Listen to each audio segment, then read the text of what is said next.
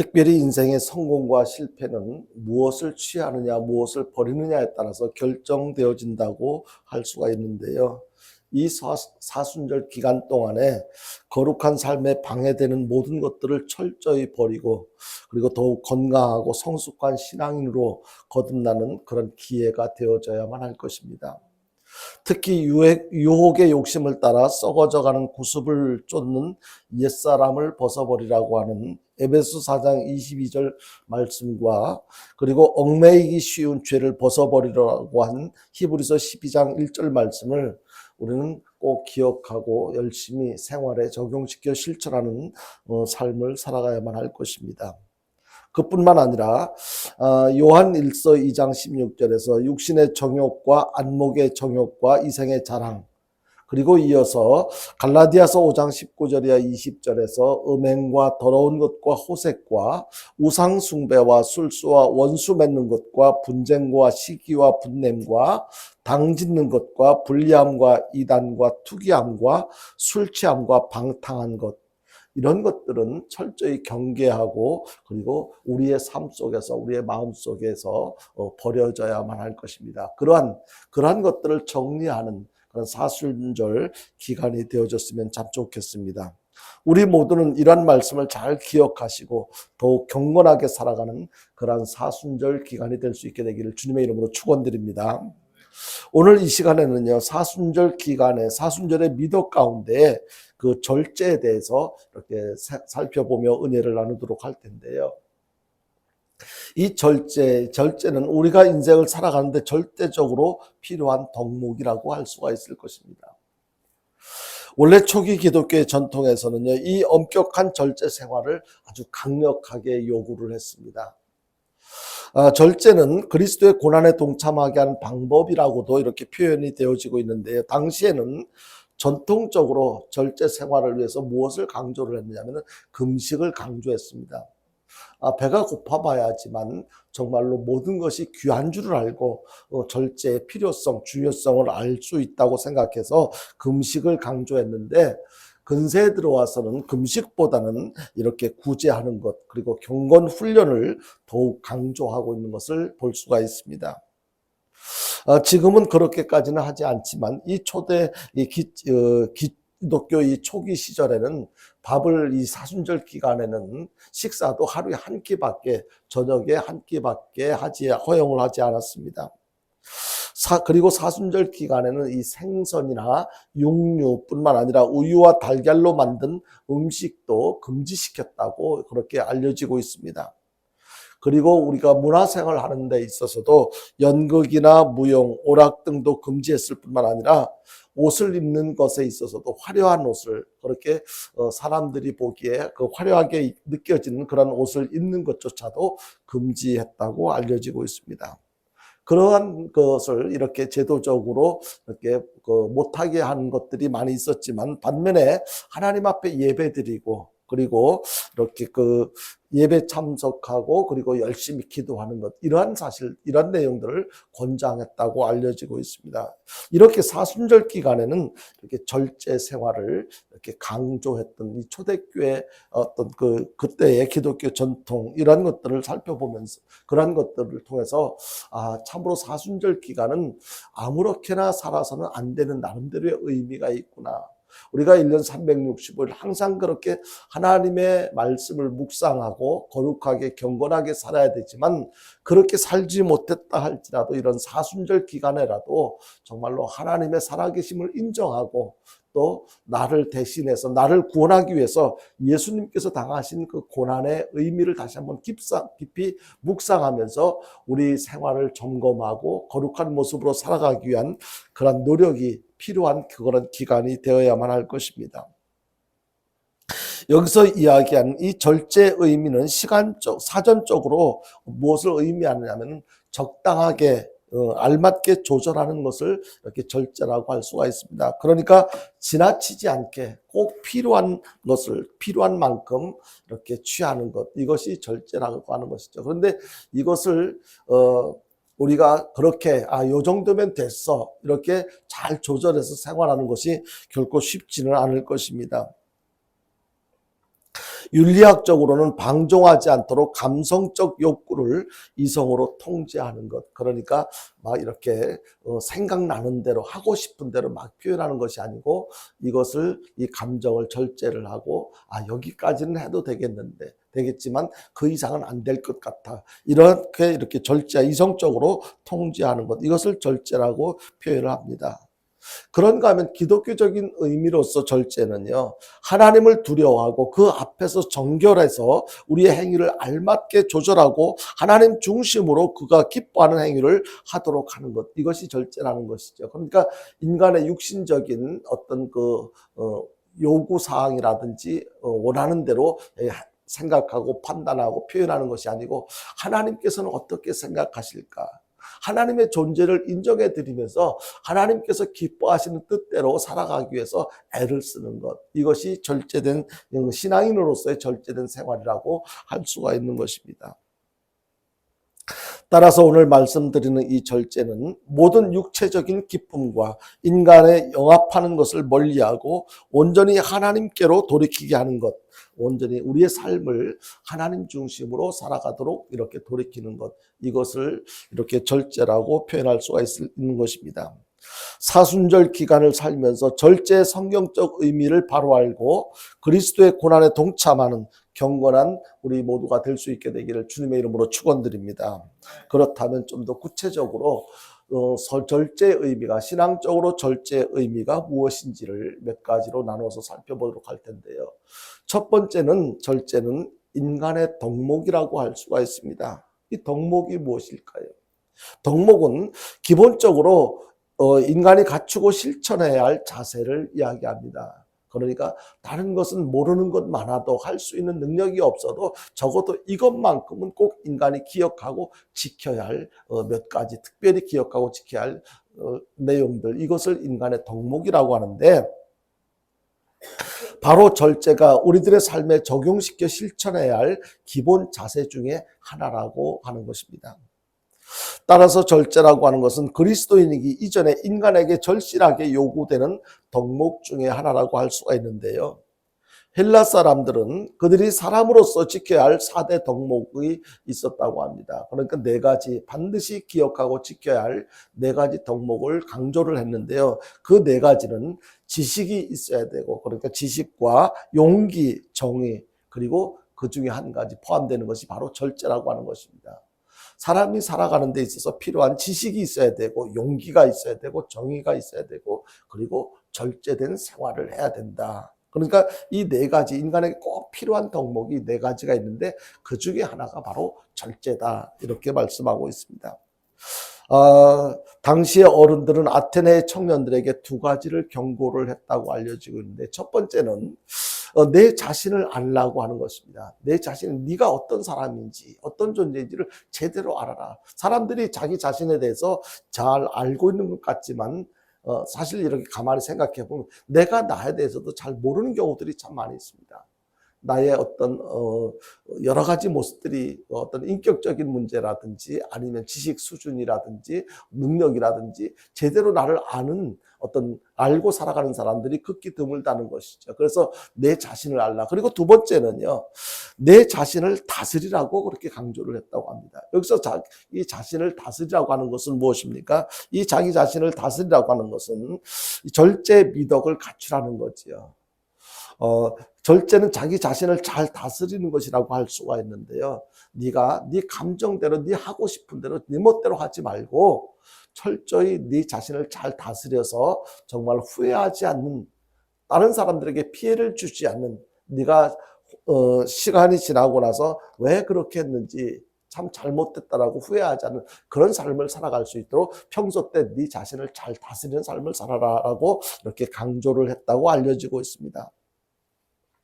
이 절제라는 것은 무엇이 필요한 것이 없거나 아니면 부족해서 모자라기 때문에 절제를 하라고 하는 것이 아니고, 많이 있지만 그것을 많다고 해서 막 낭비하고 함부로 사용할 것이 아니고, 많이 있긴 하지만 그래도 아끼고 삼가하는 것, 이것이 바로 절제라고 하는 것입니다. 신약 성경에 보면은 이 바울이 총독 벨릭스 앞에서도 이렇게 강론을 했는데요. 사도행전 24장 25절에 보면 이렇게 말씀하고 있습니다. 한번 볼까요? 사도행전 24장 25절 같이 보겠습니다. 시작. 다윗이 그를 가리켜 이르되 내가 항상 내 앞에 계신 주를 배웠으며 나로 요동하지 않게 하기 위하여 그가 내 우편에 계시도다. 여기에서 사도행전 24장 25절인가요? 제가 여기 표절을 워드를 잘못 쳤는지 모르겠는데 바울이 의와 절제와 장차 오는 심판을 강론하니 벨릭스가 두려워하여 대답하되 지금은 가라 내가 틈이 있으면 너를 부르리라 이렇게 대답했습니다.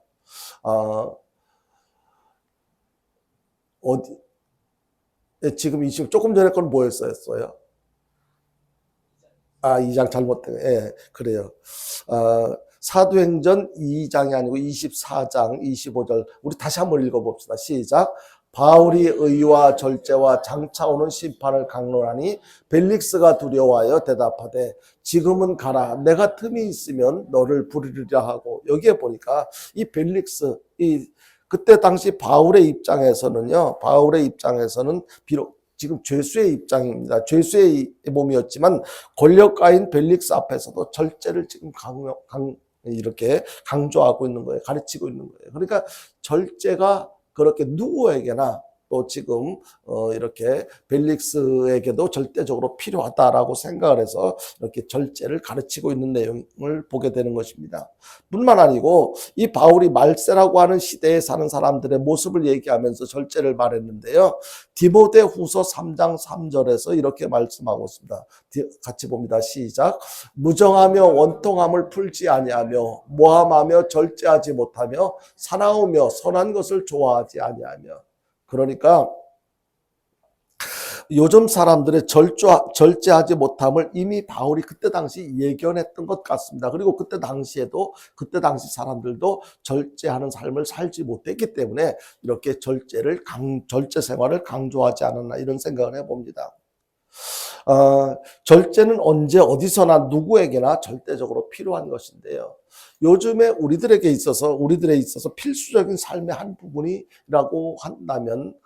이야기하라고 한다면 그것은 운전을 빼놓을 수 없을 거예요. 대부분의 사람들이 가정 집집마다 차가 없는 집이 없고 그리고 운전을 거의 못하는 사람 성인이라면 대부분이 다 운전을 하는데요. 여러분들이 다들 경험을 하셨겠지만 운전할 때는 감정의 절제가 절대적으로 필요하다는 것을 여러분들이 잘 알고 계실 거예요. 운전할 때 이 감정을 절제하지 못하면 아주 치명적인 그런 위험한 일을 겪을 수가 있습니다. 그래서 운전은요, 현대인의 삶의 모습을 말해주기도 하고 운전자의 인격을 표현하기도 하는데요. 종종 운전하다 보면 막 길거리에서 시비가 붙어서 감정이 격해지면 삿대질을 하고 멱살을 잡고 조금 더 과격히 심해지면은 이렇게 격투가 벌어지기도 하는 그런 장면들을 우리가 어렵지 않게 볼 수가 있는데요. 안타깝게도 우리나라에서 다른 나라는 잘 모르겠습니다만 우리나라에서는 추월 10일 그때 살인을 한 비극적인 사건도 있었다는 것을 우리들이 뉴스를 통해서 알고 계실 것입니다. 그리고 끼어들기를 했다고 급정거해서 사고가 나서 죽는 사고가 발생하기도 했습니다. 이런 조급함과 성냄은요, 무엇 때문에 이런 일들이 발생을 합니까? 바로 감정을 절제하지 못해서요. 감정을 절제하지 못해서 표현하는 우리의 잘못된 인격이라고 할 수가 있습니다. 그러니까 우리는 항상 운전할 때는 무조건 이렇게 참고 그리고 피하시기 바랍니다. 절대로 상대방이 지기 싫다고 해가지고 상대방이 어떤 나한테 과격하게 운전해 오는 것을 나도 지기 싫다고 해서 같이 그렇게 한다. 절대로 이익될 게 없습니다. 내가 좀 손해를 보는 것 같더라도 기분이 좀 나쁘더라도 감정을 절제하고 피하고 그냥 도망가시기 바랍니다. 우리의 일상생활에서도요, 절제는요, 우리 사회를 지탱하는 중요한 요인이 된다고 할 수가 있습니다. 잠언 16장 32절에 보니까 이렇게 말씀하고 있습니다. 같이 보겠습니다. 같이 봅니다. 잠언 16장 32절 시작. 노하기를 더디하는 자는 용사보다 낫고 자기의 마음을 다스리는 자는 성을 빼앗는 자보다 나으니라. 여러분들 이 말씀을 깊이 이렇게 묵상해서 우리의 삶에 잘 적용을 시켜야 돼요. 노하기를 더디하는 자는, 그러니까 어떤 거예요? 자기 감정을 절제해서 내가 지금 기분 나빠, 화가 나, 그렇다고 해가지고 막 혈기를 부리고 그렇게 하지 말고, 그렇게 하는 자는 무엇보다 낫다고요? 용사보다 낫고. 그리고 자기 마음을 다스리는 자는, 이걸 다른 말로 표현하자면 자기 마음을 절제를 잘하는 거예요. 화가 나도 참는 거예요. 기분 나빠도 표현을 하지 않는 거예요. 이성적으로 막 이렇게 나에게도 그리고 상대방에도 불편하지 않도록 잘 감정 조절을 잘하는 것, 이것을 표현하고 있습니다. 절제하는 생활은요, 사회를 아름답게 만드는 중요한 요인이 된다고 할 수가 있습니다. 그렇게 내가 참다 보면 조금 시간이 지나면 서로가 이해하게 되고 화목한 모습으로 관계가 개선되어지게 될 거예요. 그래서 어떤 관계에서라도 항상 내가 먼저 절제하는 삶을 실천하는 것, 이것이 절대적으로 필요한 것입니다. 감정 표현에 있어서 절제 덕목을 지키며 살아가는 저와 여러분들 될 수 있게 되기를 주님의 이름으로 축원드립니다. 그리고 절제는요, 성령의 열매라고 할 수가 있는데요. 이게 무슨 말인가? 절제가 왜 성령의 열매일까? 절제는요, 인간들에게 절대적으로 필요한 거예요. 꼭 필요한 거예요. 그렇지만 인간 스스로가 가질 수 있는 그런 것이 아니라는 거예요. 내가 절제가 필요해. 나 절제했으면 좋겠어. 절제의 성품을 갖고 살았으면 좋겠어. 그렇게 생각하고 바란다고 해서 저절로 이렇게 절제하는 삶을 살아갈 수가 없다는 거예요. 힘들다는 거예요. 아마 여러분들의 경험을 통해서 충분히 이해하실 거라고 생각을 합니다. 성경은요, 절제를 성령의 열매라고 표현을 하고 있는데요. 갈라디아서 5장 23절을 한번 볼까요? 같이 보겠습니다. 같이 봅니다. 시작. 온유와 절제니 이 같은 것을 금지할 법이 없느니라. 여기에 이 앞에서부터 보면은요, 오직 성령의 열매는 사랑과 희락과 화평과 오래 참음과 자비와 양성과 충성과 온유와 절제니, 이렇게 말씀하고 있습니다. 절제는요, 그냥 인간의 의지로 되는 것이 아니라 성령의 열매로 되어져야 됩니다. 그러니까 성령 충만해서 성령 하나님의 도우심을 통해서만 이 절제 생활이 가능한 것을 말씀을 통해서 깨닫게 되는 것입니다. 그러니까 내가 살아가는데, 우리들이 같이 어울려 살아가는데 이 절제라는 성품이 반드시 필요하지만, 절제 생활이 반드시 필요하다고 인정하고 그렇게 살고 싶다고 해서 그게 되는 것이 아니고, 반드시 성령 하나님께서 도와주실 때 이것이 가능하다는 것을 깨닫게 되는 것입니다. 고린도전서 7장 9절에는 절제를 육체적 욕망에 대한 극기를 의미하고 있고, 또 고린도전서 9장 25절에는 절제를 악덕에 대한 극기라고 표현을 하고 있는데, 이 두 가지 말씀을 한번 볼까요? 먼저 고린도전서 7장 9절이 어떤 내용인지 한번 보겠습니다. 시작. 만일 절제할 수 없거든 결혼하라. 정욕이 불같이 타는 것보다 결혼하는 것이 나으니라. 만일 절제할 수 없거든. 그러니까 이 혼자 사는 것이 참 좋은데, 그런데 네 마음속에서 불같이 일어나는 이 정욕을 다스릴 힘이 없으면, 그럴 자신이 없으면 차라리 결혼을 해라라고 이렇게 강조하고 있습니다. 그러니까 이것이 육체적 욕망에 대한 이 극기를 설명하고 있는 것입니다. 고린도전서 9장 25절 한번 보겠습니다. 같이 봅니다. 시작. 이기기를 다투는 자마다 모든 일에 절제하나니 그들은 썩을 승리자의 관을 얻고자 하되 우리는 썩지 아니할 것을 얻고자 하노라. 이것은요, 악덕에 대한 극기를 설명하고 있는 것입니다. 오늘 성경 본문에서도 이 절제라는 것은 갈라디아서 5장 21절에 투기와 술 취함과 방탕함과 대조되는 그런 성령의 역사를 설명하고 있습니다. 이런 절제 생활은 인간의 의지만으로는 한계가 있다. 그러니까 우리가 그렇게 해야 되겠지. 화가 나는데 참아야지. 언제든지 화를 낼 수밖에 없는 상황이 돼도 나는 참을 수 있어. 감정을 절제할 수 있어. 아무리 먹고 싶은 것이 많이 있어도, 맛있는 게 눈에 보여도 나는 얼마든지 참고 이렇게 안 먹을 수 있어. 이게 의지만 가지고는 안 된다는 것이지요. 성령의 역사로 성령의 은사로 주시는 열매가 바로 절제인데요. 따라서 우리에게 성령의 은사로 절제의 열매가 우리에게 있어야 한다는 것을 깨닫게 됩니다. 성령 충만하면 절제 열매를, 절제의 삶을 살아갈 수가 있는데요. 근데 성령의 열매로서 절제를 얻기 위해서는 우선 필요한 것이 몇 가지가 있어요. 우선 먼저 자신의 문제를 인정해야 돼요. 무엇? 성령의 도움을 받기 위해서, 성령의 도움을 받아서 내가 절제하는 삶을 살기 위해서는 내가 어떤 존재인지를 인정하는 것, 이것이 선행되어져야 된다는 거지요. 자신의 약함을 솔직하게 인정해야 돼요. 나 혼자 내 스스로는 그렇게 할 수 있는 능력이 내게 없어. 내 스스로 절제할 수 없음을 인정해야 되는데요. 우리가 먹는 음식 앞에서도 시장에 나가 보면은 옛날에는 먹을 것이 그렇게 많지 않을 때는 뭐 좀 이렇게 다를지 몰라도 지금은요, 눈에 보여지는 것도 입의 냄새, 이렇게 냄새를 통해서 이 후각 막 식욕을 막 돋궈주는 어떤 그런 것들. 그래서 우리 요즘에는 그냥 이렇게 음식 앞에서 참 먹고 싶은 충동, 이 욕구를 절제한다는 게 그게 쉽지가 않아요. 너무너무. 그래서 가급적이면 뷔페 식당에는 안 가려고 하는데, 그전에는 뭣도 모르고 뷔페 식당, 보통 교회에서 이렇게 교역자들을 대접하면은 막 뷔페 식당 이렇게 많이 이제 그런 데를 초청을 해가지고 대접을 하고, 또 우리 입장에서 대접을 받고 그랬는데, 너무 먹음직스러운 것들이 많으니까, 조금씩만 먹어도 종류가 많으니까 이거 그 욕심을 절제하지 못해가지고 나중에는 그날 와가지고 계속해서 불편해하고 힘들었던 그런 경험들인데, 이 음식 앞에서 절제하는 게 그렇게 쉽지가 않다는 거예요.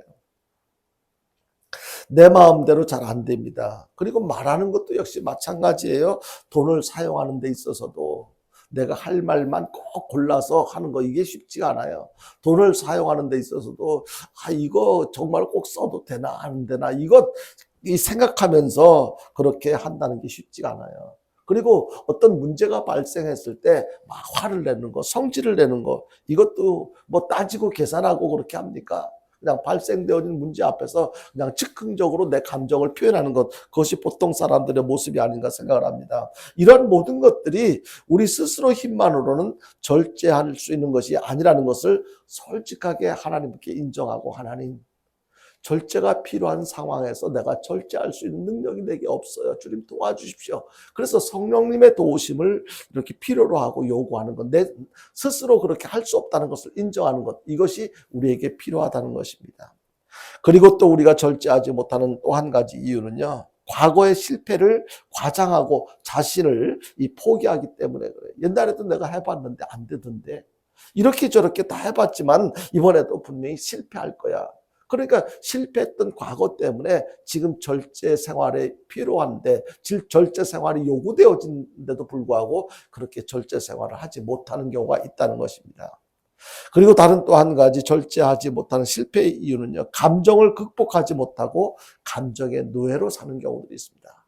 막 성격이 되게 급하다든지 아주 다혈질적이라든지, 사실 이 모든 것은 바뀔 수가 있어요. 무엇인가 문제가 무엇인지를 깨달았다면 그것이 나에게도 덕이 안 되고 상대방에도 덕을 끼치지 못하는 것이라는 것을 알았다면 어떻게 해야 돼요? 우리는 생각하고 바꾸려고 노력을 해야 되는데, 노력을 하면 바꿔질 수가 있는데 나 혼자만의 노력 가지고는 안 되는 거죠. 성령 하나님, 이렇게 나는 태어날 때부터 이런 안 좋은 성품을 갖고 태어난 것 같은데, 이런 거 그대로 이런 것을 지닌 채로는 내가 사람다운 정말 바람직한 삶을 살아가는데 아주 크게 지장이 있는 것 같은데, 하나님 도와주십시오. 이런 경우에 절제할 수 있도록 하나님 도와주십시오. 주님의 도움을 요청하는 것, 이것이 필요하다는 거지요. 그래서 우리는요, 감정의 지배를 받아서는 절대로 절제할 수가 없다는 거지요. 그때 기분 때문에 공부하지도 못하고, 또 그때 기분 때문에 일을 망치는 경우도 있고, 신앙생활 잘해야지 하다가도 옆에서 그냥 누가 이렇게 건드리면 화를 내면, 그러면 그렇지 내가 뭐 이러면서 그 신앙생활 잘하려고 결심했던 것들도 또 금방 포기하고요. 그러므로 우리는 절제 힘을 얻기 위해서는 하나님의 도움이 필요한 거예요. 하나님 도와주십시오. 내가 연약합니다. 부족합니다. 나에게 절제 생활을 할 수 있도록 은혜를 베풀어 주십시오. 하나님께서 도와주셔야 절제의 열매를 맺고 성령의 사람으로 살아갈 수 있다고 고백하고 하나님께 도움을 요청하는 것, 이것이 필요한 것입니다. 성령의 절제 열매가 있는 삶을 위해서 더욱 간절하게 하나님 앞에 도움을 요청하며 기도하며 살아가는 저와 여러분들 될 수 있게 되기를 주님의 이름으로 축원드립니다. 그리고요, 또 이 절제는요, 이제 신앙의 성숙이라고 말할 수가 있습니다. 그러니까 참 그전에는 이런 일을 볼 때 못 참았는데 어떻게 지금 이런 상황인데도 잘 참고 견디네, 이렇게 보면은요, 그냥 인격이 성숙해져서가 아니고 신앙이 성숙해져서 그래요. 신앙이 성숙해졌다는 것은 더 이상 내가 먼저 주인 되어서 내 맘대로 표현하지 않고 내 안에 계신 주님께 나의 삶을 맡기는 그런 삶이 점점 더 커져갔다는 것을 이렇게 확인할 수가 있습니다. 우리 모두에게는요, 믿음이 필요해요. 당연하죠. 믿음으로 구원을 얻기 때문에요. 그런데 이 믿음 있는 자들에게도 필요한 것이 뭐냐면 바로 절제 생활이에요. 믿음이 있다고 해서 믿음을 가지고 믿음으로 인해서 구원을 받았다고 해서 그 사람의 모든 삶이 다 예수님처럼 금방 그렇게 변화되는 삶을 사는 것은 아니거든요. 그렇기 때문에 그 믿음이 있는 사람도, 구원을 받은 사람도 이 절제의 삶이 필요하다는 것이죠. 아까도 말씀드렸던 것처럼 믿음의 덕을, 덕의 지식을, 지식의 절제를, 절제의 인내를, 인내의 경건을, 경건의 형제우애를, 형제우애의 사랑을 공급해야 되는 것을 오늘 본문 말씀을 통해서 우리에게 지적을 해주고 있습니다. 이미 믿음이 있고 이미 구원을 얻은 사람들에게도 절제 생활은 절대적으로 필요한 것이다. 그리고 구원받은 사람에게도 율법이 필요합니다. 율법으로 구원을 얻는 것은 아니에요. 그렇지만 구원받은 사람에게도 율법이 필요한 것은, 율법이 무엇이에요? 하나님의 백성들이 지켜야 할 내용들을 정리해서 이렇게 정리해 놓은 것인데, 그것이 대표적으로 율법의 대표적인 것을 이야기하라고 하면 우리가 잘 알고 있는 십계명을 들 수가 있겠죠. 이 십계명을 지키는 것, 이것만 가지고 구원을 받을 수는 없어요. 근데 그러한 율법을 통해서 무엇을 알 수가 있느냐면요, 율법은 그러니까 그 율법에서 이런 제도가 있으니까 그것 때문에 그렇게 되어지기 위해서는 네 생각을 또는 표현을 이렇게 절제해야 돼. 절제하라고 율법을 주셨다는 거예요. 바울은 로마서 14장 21절에 이렇게 말씀하고 있습니다. 같이 보겠습니다. 로마서 14장 21절 같이 봅니다. 시작. 고기도 먹지 아니하고 포도주도 마시지 아니하고 무엇이든지 내 형제로 거리끼게 하는 일을 아니함이 아름다우니라. 이 내용은요, 나는 얼마든지 괜찮지만 남을 위해서는 절제하는 신앙인의 자세가 이러해야 된다는 것을 말씀하고 있는 거예요. 남을 위해 자기 통제인 절제는 신앙인이 성숙한 자만이 가능한 덕목이라는 것을 알 수가 있습니다. 그러니까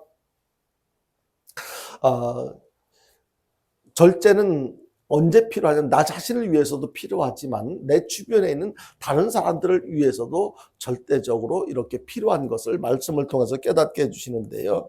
그래서 성경에 나오는 교회 일꾼들의 자격을 살펴보면 모두에게 절제가 얼마나 필요하고 또 중요한지를 이렇게 깨닫게 해주고 있는데, 감독의 자격을 기록한 디모데전서 3장 2절에 보면 이렇게 말씀하고 있습니다.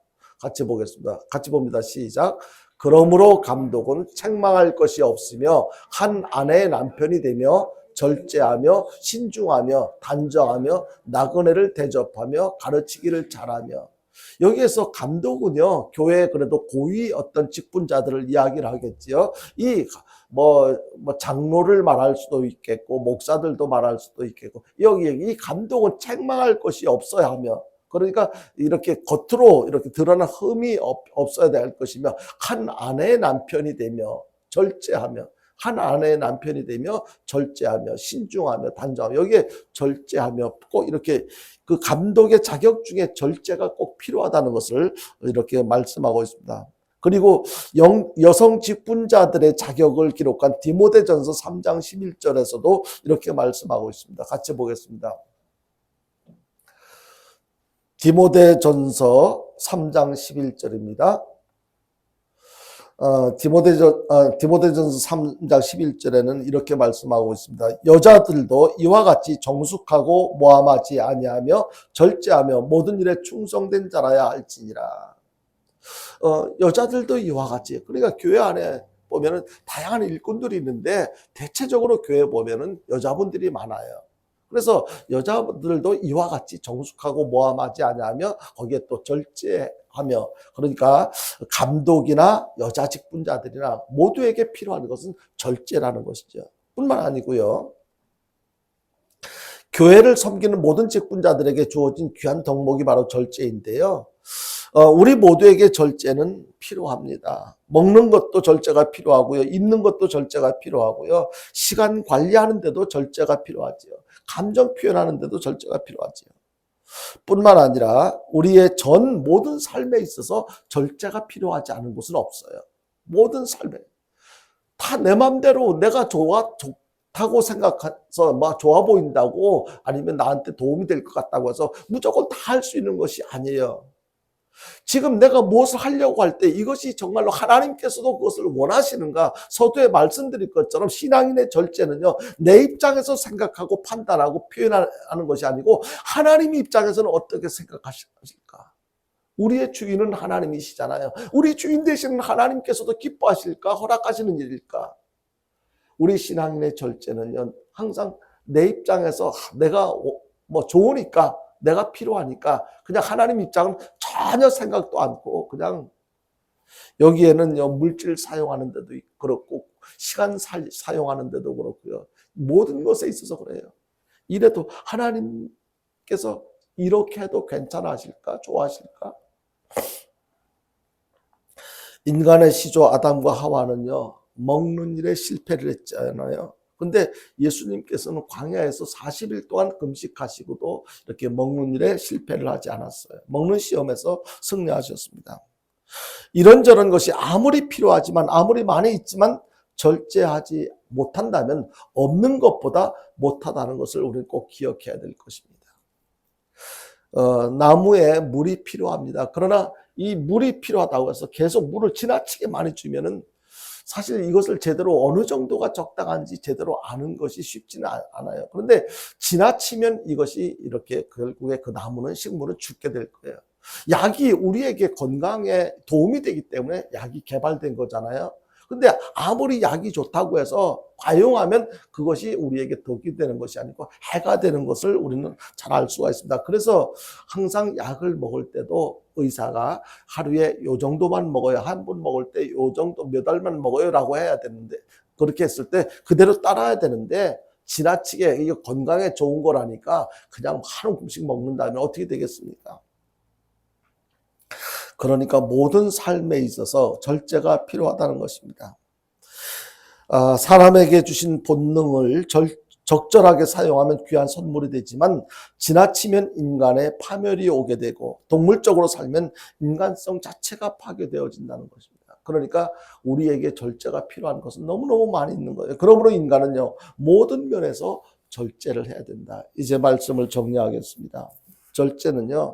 절제는 한마디로 말하자면 곧 신앙이에요. 절제가 곧, 절제하지 못하면 신앙이 없다라고 할 수가 있습니다. 절제된 생활을 하지 못한다면 모든 것에서 절제하지 못하고 여전히 내 마음대로 살아간다면 이거는 신앙이 없는 거다. 그리고 절제는요 장수의 비결이 되기도 합니다. 여러분, 절제하는 사람, 장수하신 분들의 이렇게 특징을 보면은요 정말로 모든 삶에 절제를 했어요. 한두 가지가 아니에요. 어떤 먹는 것도 절제를 했고, 시간 관리라든지 뭐 모든 것이 규칙적으로 하는 거 보면은 그가 장수할 수밖에 없었던 이유들이 다 절제 생활을 잘했기 때문에 장수한 것을 보게 됩니다.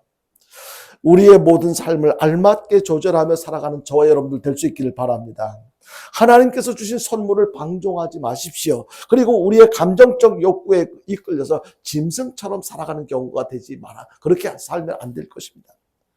우리가 말을 할 때 절제해서 우리의 입에서 그리스도의 말씀이 잘 다른 사람들에게 전달되어질 수 있도록 그렇게 절제된 언어의 표현이 되어져야만 할 것입니다. 주님은요 세상의 의복에도 절제해서 우리가 그리스도로 옷 입고 살아가는 삶이 되어지기를 원하십니다.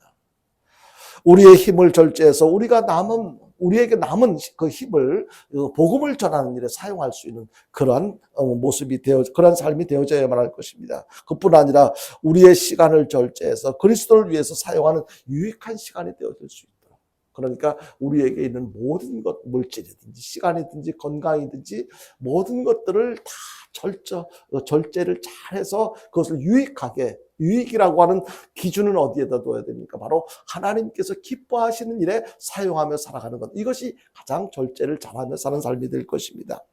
이렇게 절제된 삶은요, 예수님의 마음으로 살아가는 거예요. 그분의 입장에서 살아. 나는 주님 닮기 원합니다. 주님 뜻대로 살기를 원합니다. 주님의 기쁨이 되길 원합니다. 말로는 그렇게 하면서 전부 다 하는 내용들을 이렇게 펼쳐놓고 보면은 전부 다 내 마음대로 살아가는 거예요. 이건 절제된 생활이 아니지요. 예수님께서는 이 땅에 계실 때 절제된 삶을 사셨어요. 예수님께서는 입으시는 것, 잡수시는 것, 말씀하시는 것, 예수님께서 사신 모든 것은 절제 그 자체였다고 이렇게 말할 수가 있습니다. 예수님의 마음과 삶을 닮아서 예수님의 고통에 동참하는 그런 사순절 기간이 되었으면 좋겠습니다. 그리고 사순절 기간뿐만 아니라 매일매일 우리의 삶이 늘 절제하는 삶이 되어질 수 있게 되기를 주님의 이름으로 축원드립니다. 우리 찬송 한 장 부르겠습니다.